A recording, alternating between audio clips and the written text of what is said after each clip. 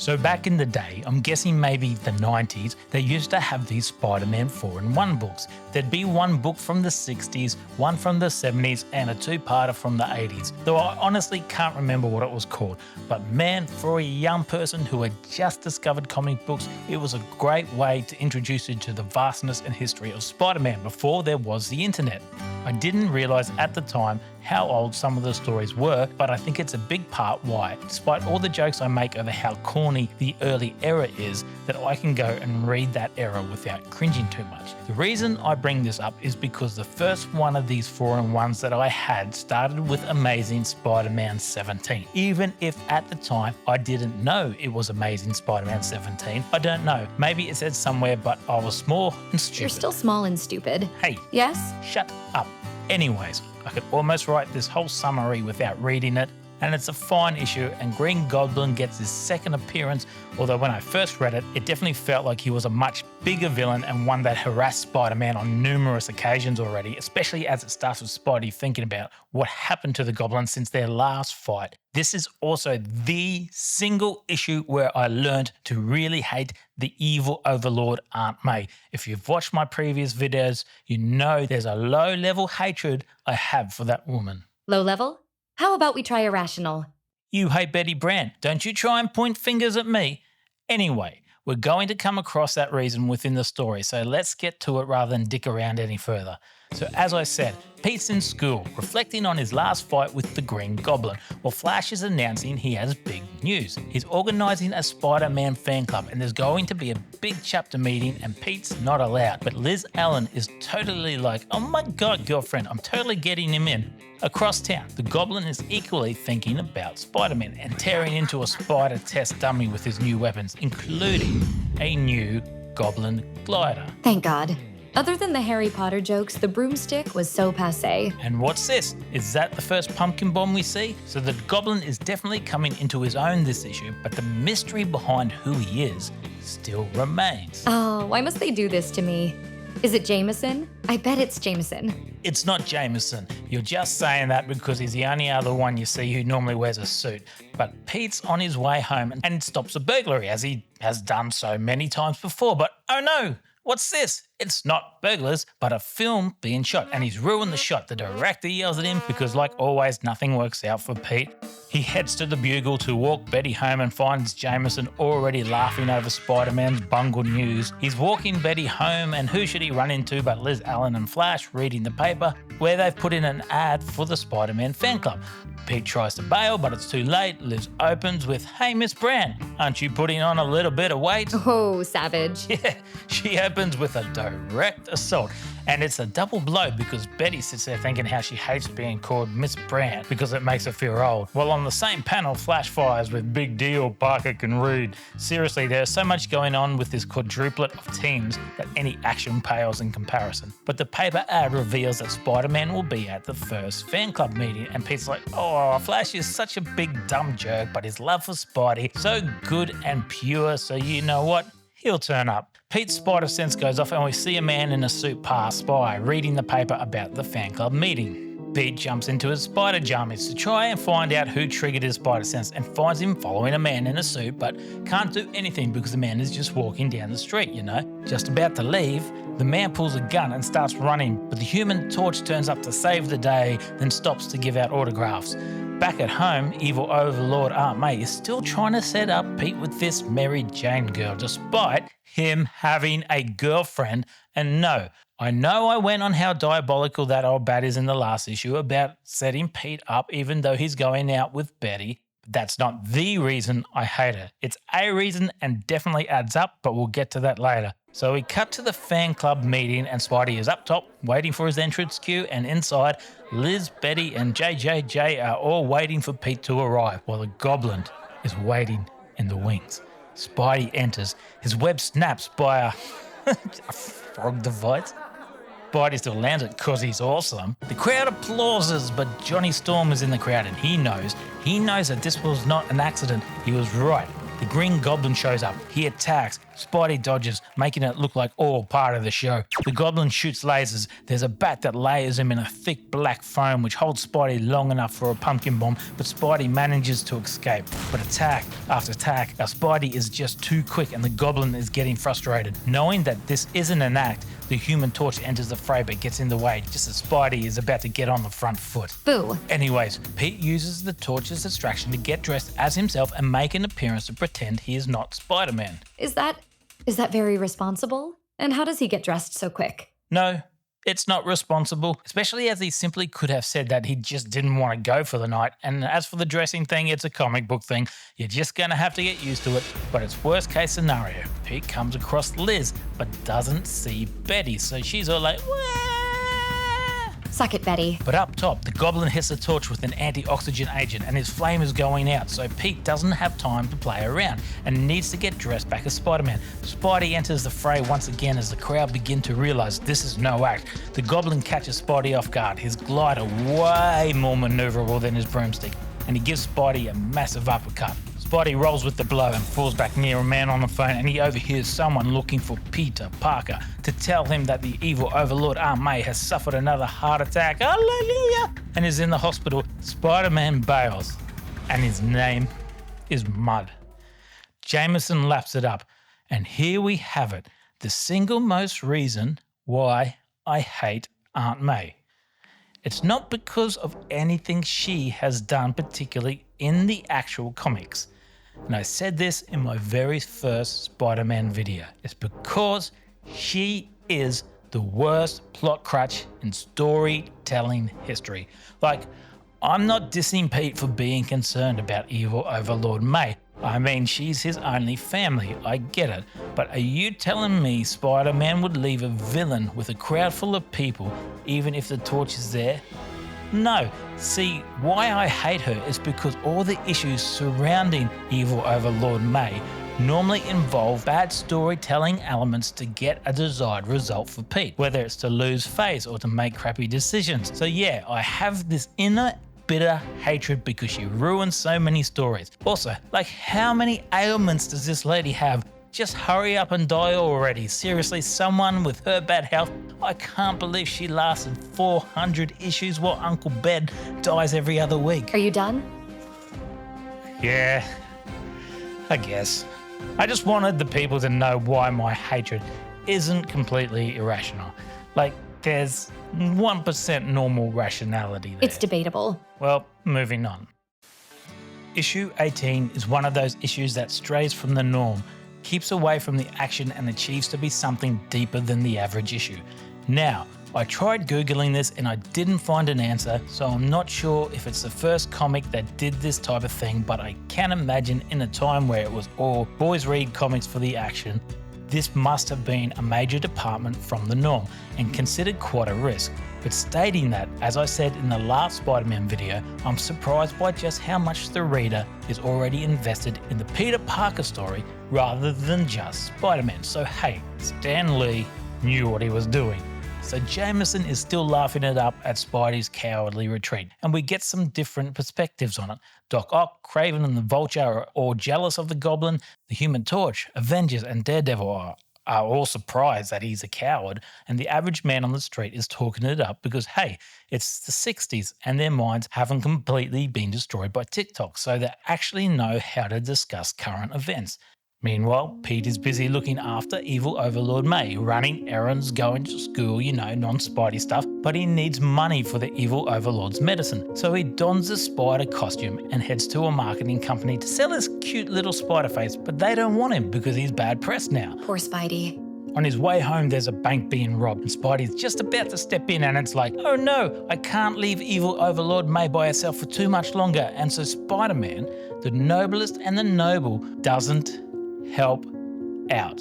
See, this is what I mean. Real Pete would have stopped these guys and found a way to help evil Overlord May. In fact, he could probably stop this in like 2 seconds. It doesn't really even take him that far out of the way, but plot crutch. So do you know what he does? He makes a phone call to the police. Like, He could totally stop them in the same amount of time, but whatever. Sheesh. see? Right? Okay, I'm starting to see why you hate the evil. I mean, Aunt May so much. It just looks weak. It just doesn't work, right? It's not that it makes Pete look weak. It just feels like weak storytelling, like it's a way to make drama out of nothing. But poor old Pete has more drama coming. He tries to call Betty, but she won't have a bar of him for not talking to him at the Spidey fan club. So Pete does some reflecting and realises that Pete himself isn't the problem. It's Spider-Man. Oh, is he going crazy pants? Did he forget he's Spider-Man or think it's another personality of his? Oh no, not like that. It's just that his other life that gets in his way. He thinks about the villains he defeated, how many close calls there were, how with each interaction they'll only get better and harder to defeat. It's funny, I normally read the issue first and then when I go back to write down what I'm going to say for these videos, I have the issue in front of me and I never picked up how subtly this was such a big moment, and I wonder whether Stan Lee meant it like that, but to me it's the first time Pete really reflects on where this road is taking him. Sure, things are hard now in a teenage angsty kind of way, but we all know the heartache and pain that lay ahead for any superhero. Close deaths, torture, being buried alive, actual death and being replaced. It's a miserable, miserable life for a hero. And I think it's here that Pete finally realised what he signed up for. And it's made all the more powerful when you realise he's up for it. As much of any of us would like superpowers to play around with, the reality is there are very few, not you, not me, that could go through what Pete will eventually go through. And he stared at all that through a void of fear and unknowingness and simply said that I'm gonna do this. I'm gonna see this through at whatever cost. I just need to get the evil overlord May her medicine. Or maybe I'm overreading it. So Spider-Man finds some scientists, tries selling his web formula, but it's not permanent, so they're not interested. The Sandman turns up for a little bit and Spider-Man's not interested in a tussle and actually bail with JJJ as a delighted witness, only reinforcing his cowardice stature. That is, except for the Human Torch, who believes there's a lot more going on and writes a flaming message in the sky for them to meet atop the Statue of Liberty that would become their world-renowned meeting spot. But Spidey doesn't turn up. He's too busy with the evil overlord.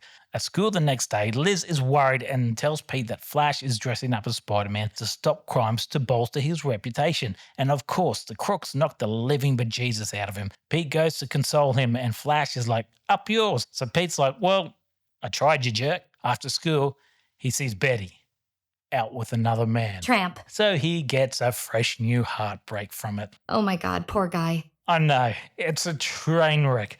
A perfect train wreck that you can't turn away from. Back at home, Pete's had enough. I know, I just did a spiel about him ready to take on the world as Spidey, but he throws in the towel for just 1 second. But then he sees May out of her wheelchair, and though he panics, the evil overlord May says that her mama didn't raise no quitter and she can look after herself. Pete goes, well heck, if she got the gumption, then I'm gonna have the gumption. Great word. Awesome word. Definitely not used enough. But his mama, well, his mama dead. But his mama's sister or something, I don't know, actually know how they're related, but she didn't raise no quitter even if she is an overlord piece of poop. And oh yeah, Spider-Man's back, baby. So what? Spit it out, use your words. So Aunt May, the one whom you put the hate on in most of your videos, and you call an evil overlord. 'Cause she is the one that sets him on the path back to being Spider-Man. Am I correct? Yes. What? Yes. But he was only quitting because of her, so that evens it out. Do not do this to me. You know as well as I do, she's bad news. Yeah, whatever. We'll see. Okay, review. This is such a fantastic issue. Stan Lee took a risk, deciding to buy away from the usual action that sold comic books at the time and wrote an underrated classic. I mean, we get these every now and again these days, and I can see why. The dialogue and thoughts are still overwritten given the time.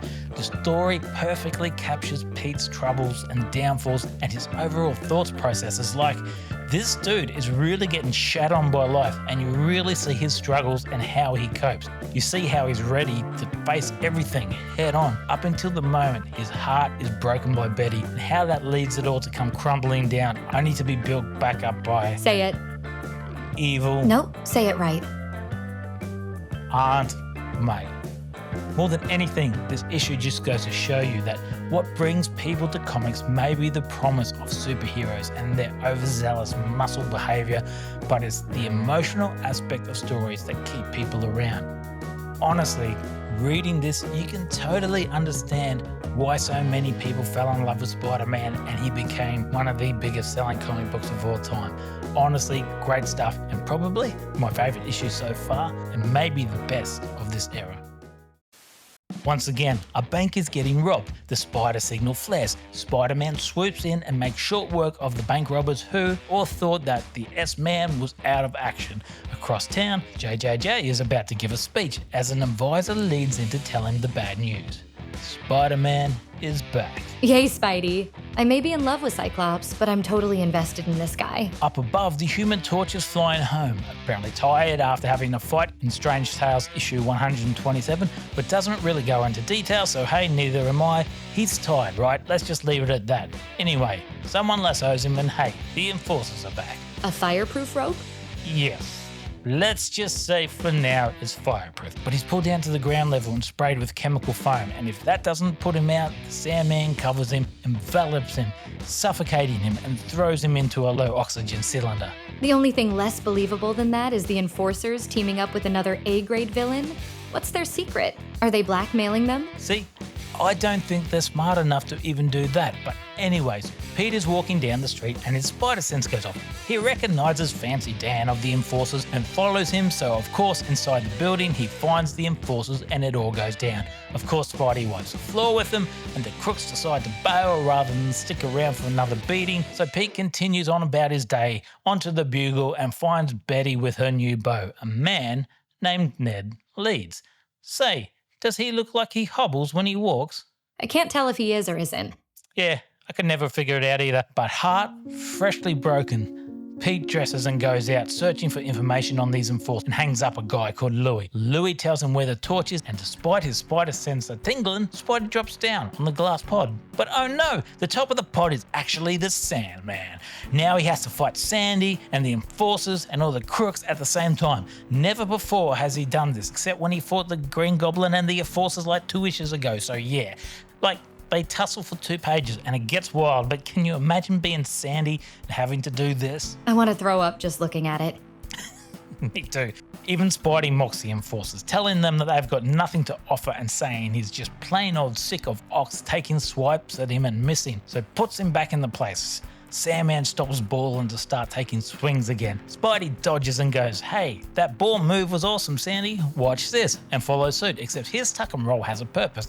His opponents are too slow, and Spidey's momentum takes him towards Torch's pod, and with a 9.56 out of 10, he breaks the glass exterior. Now Sandy and the enforcers have 2 heroes to fight, and those 2 even have time to throw barbs at each other, and they make short work of the enforcers and all the crooks, but both of them want to take down the Sandman at the end and only end up getting in each other's way in a comical hilarity. They chase after the Sandman but find New York's finest arresting him. He gives up, saying that anything is better than dealing with those superheroes again. The next day, Peter's at the Bugle, finally back on staff. He asks Betty to a drink to celebrate, but she's got plans with Ned.